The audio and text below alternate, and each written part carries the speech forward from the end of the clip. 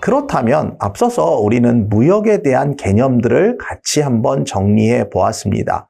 결국 무역이라는 것은 국가 간의 어떤 매매나 교환의 활동이 이루어지는 것을 무역이다라고 이야기했습니다. 여러분들은 결국은 이런 국가 간에 이루어지는 매매나 교환 활동들은 앞서서도 설명드린 바와 같이 한 가지로 정체되기보단 그때그때 상황에 따라서 시기적인 어떤 경제 활동에 따라서 변화한다라는 점을 함께 인식해 두셨습니다. 그렇다면 우리가 이런 무역의 변화에서 새롭게 도출된 단어인 국제 통상에 대한 개념을 조금 확장시켜 볼 필요가 있습니다.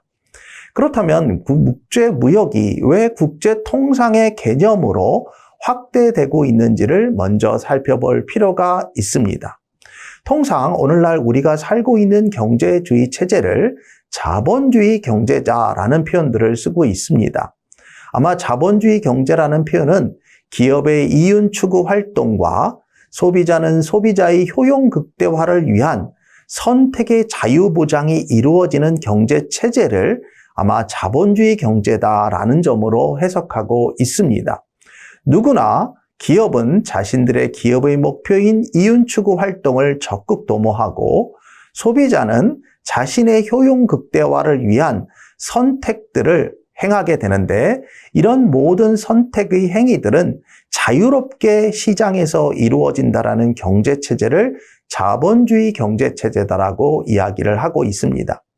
하지만 우리가 현실적으로 살펴본다면 국경을 이동하는 데 있어서는 사실 여러 가지의 장벽들이 존재한다라는 점을 부인하기는 어렵습니다. 가장 큰 장벽의 요소로서는 저는 문화라는 개념도 설명을 드리고 싶고요. 그 밖에 이념이라 또는 관행, 또한 각국들이 가지고 있는 각각의 규제들이 존재하고 있기 때문에 이런 자유보장의 일정한 장벽들이 존재한다라는 것이 현실이기도 하고 또한 이 문제를 극복하기 위해서 자연스럽게 국제통상이라는 논의가 활발하게 이루어졌다라는 점을 찾아보실 수 있습니다. 그렇다면 이런 모든 국제 활동들은 이런 자유롭게 거래를 보장하면서도 한편 국가 간에 다루어지는 일련의 규제와 그리고 차이점들을 극복하기 위한 노력들이 조금 필요하다라고 보여지는 것입니다. 그래서 오늘날 모든 국제경제 활동들은 국가의 간섭으로부터 좀 자유로운 부분을 해소하면서 상거래 활동에서 나타나는 불필요한 비용을 조금 최소화하고 기업과 소비자의 의사결정에 나타나는 왜곡 현상들을 조금 줄여줄 수 있는 방안이 필요하다라는 점이 국가 간에 또는 국제적으로 자연스럽게 공감대를 형성했다라고 이해해 주시면 좋을 것 같습니다. 이런 과정에서 자연스럽게 무역의 차원을 조금 넘어선 새로운 개념의 국제 거래 질서를 만들어야 된다라는 데 의식을 공유해서 나타난 것이 바로 국제 통상이다라는 개념으로 확대되고 있다라는 점 기억해 두실 필요가 있습니다. 그래서 우리는 이런 여러 가지의 배경들을 통해서 저는 여러분들에게 국제 통상의 개념들을 다음과 같이 설명을 드리고 싶습니다. 여러분이 앞서서 보시는 바와 같이 통할 통, 장사할 상자를 써서 우리가 통상이라는 표현들을 쓰고 있습니다.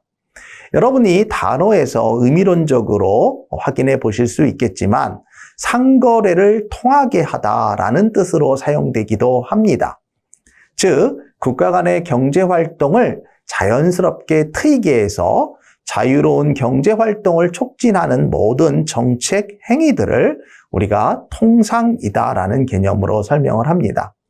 즉, 자유로운 경제활동을 촉진하기 위한 국가 간의 다양한 정책과 그리고 교섭 과정들을 종합적이고 포괄적으로 설명해 내는 것이 바로 우리가 말하는 통상이다라는 개념으로 설명해 드릴 수 있습니다.